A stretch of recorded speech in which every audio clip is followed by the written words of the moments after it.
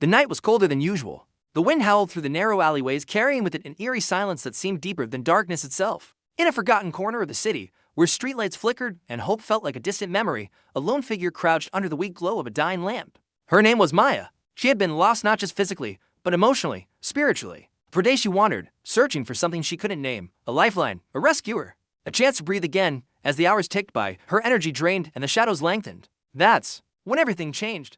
A rescue wasn't scheduled, it wasn't expected, but fate had something else in store, and you're about to witness how a single moment can rewrite a life. Maya's story began weeks earlier. Once she had a family, a steady job, a modest apartment. But one misstep, a job loss, a medical emergency, a haunting memory led her down a spiral. The bills piled. The calls went unanswered, the apartment was lost. She ended up sleeping on park benches, subsisting on scraps, staring at the sky and asking, is this all there is? Each dawn she woke heavier than the night before. The city's bustle blurred around her, people passing by without seeing her, hearing her silent pleas. Then one evening, a stray dog with an injured leg appeared at her side. He limped, but his eyes shone with something fierce, survival. She shared her leftover sandwich with him. He licked her hand. In that moment, an unspoken bond formed. Rescue, she realized, doesn't always arrive in sirens and uniforms. It sometimes emerges through companionship, through a ragged creature that refuses to give up. They became a team, Maya and the dog she called Chance. Together they navigated alleys, dodged danger, scrounged for food. Maya found in him the spark she thought she lost, but survival was only part of the journey.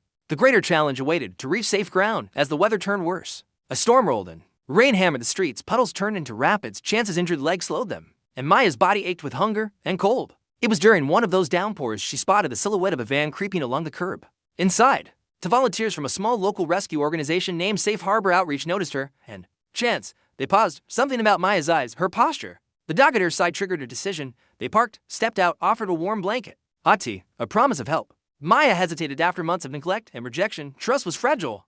But Chance nudged her, his tail tentative. With trembling hands she accepted. They loaded into the van. The journey to the outreach center was awkward, unfamiliar. Maya's tears fell as the van's heater hummed and a volunteer patted Chance. At the center, she received clothes, food, and for the first time in weeks, a bed. The dog was tended by a vet and named Hope by the volunteers. They told Maya, you're safe now. We will help you rebuild. But the real climb had only begun at Safe Harbor Outreach. Maya faced more than physical recovery. She confronted shame, fear, the idea that she simply wasn't worthy of help. The volunteers paired her with a mentor, Elena, a woman who had once lived on the streets, survived, and found her way out. Elena's story mirrored Maya's in darkness, in despair, and in a moment of rescue. Through talks, support groups, job training, small steps were laid out. Maya cleaned hospital rooms, learned how to advocate for others in crisis, and slowly began regaining confidence. Meanwhile, Hope the dog improved, began to walk again, and became a therapy dog at the center. The two of them, Maya and Hope, became a symbol for the center, that no matter how broken you feel, you can rise. But as Maya neared the threshold of stability, a sudden setback struck. The center lost a key funding source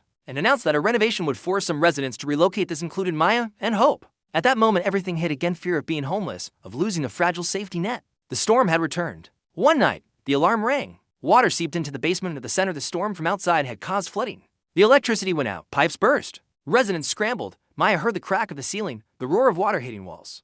Hope whimpered. Volunteers shouted. In the chaos, Maya found Hope stuck behind a fallen beam, unable to move. Instinctively, she crawled through the dark, pulled the dog free, and led the other residents to the emergency exit. Outside, torrents rained, the parking lot submerged. They found shelter in a nearby church. The scene was raw mud, fear, desperation, but it triggered something. Maya took charge. She comforted the younger residents, handed out blankets, commandeered a radio to call the rescue team. When the official rescue team arrived, they found Maya helping others, carrying Hope.